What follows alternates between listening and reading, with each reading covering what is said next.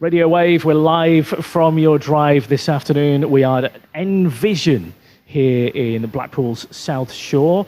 This is a charity that supports people in the area with visual impairments, low vision, helping in various different areas. One of those is the Talking News. You might have heard about this. Now, this lady who is sat to my left, were you one of the pioneers of this, Joy? Is that right? Did you set this up quite a number of years ago? Yes, I was one of a small committee that set up the Talking Newspaper. Billy Griffiths reminded us that Blackburn had a Talking Newspaper, so we all went to see it, came home and set up our own Talking Newspaper, which of course is still running. And how long ago was this? About 47 years ago. Wow. About 47 years ago, and still going strong. And you've seen a lot of changes, I would imagine, over those years. Yes. Major changes, I think, have been from cassettes, which were a bit lumpy to send through the post, to the MP3s turning over with the newer ways of communicating with the visually impaired. And now, of course, a lot of things are internet-based, which does make things a lot more simpler, I would imagine.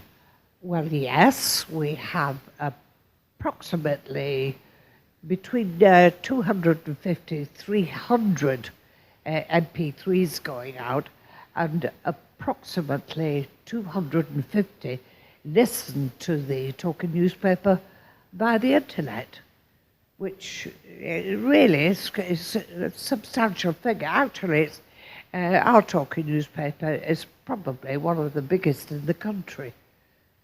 Let's have a little chat with Johnny. Hi, Johnny. Now, you've been involved with the Talking Newspaper for probably a good 20 years? Yes, about 23 years, and I am a blind person, so I can relate to the service we provide for blind people. Let's talk about some of the content that Talking News provides. Well, of course, we like to provide local newspapers.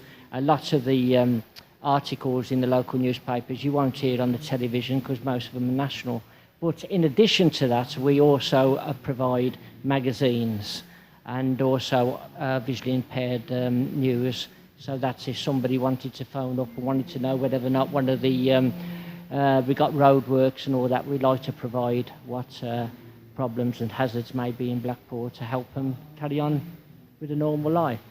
You being blind yourself, then you can obviously relate to the kind of content that you would expect to find within the Talking News.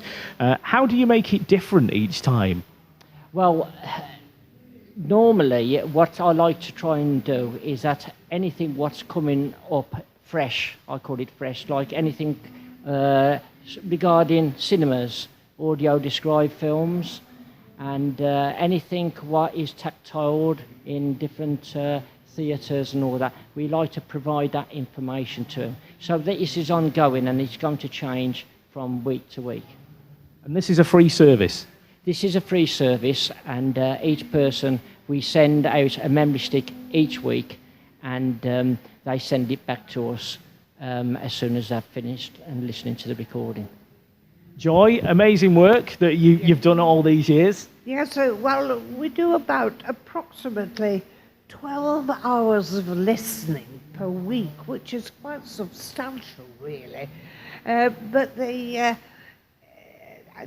information is possibly quite odd to sighted people, like the tide times. It's no use taking the dog for a walk on the beach if the tide's in. And the hours of darkness, what time to close their curtains at night, and what time will the sun be up in the morning so they can open them. Things that sighted people don't really think about. They don't need to. They can see it. But it's information as well as something to perhaps amuse them. I do a serial of, a book, something that's ongoing each week. we try and make the whole thing interesting. We've about 140 volunteers who come in to read. It's quite substantial, really. Talking News, real lifeline for the visually impaired across Blackpool and the Fylde Coast. Thank you, Joy. Thank you, Johnny.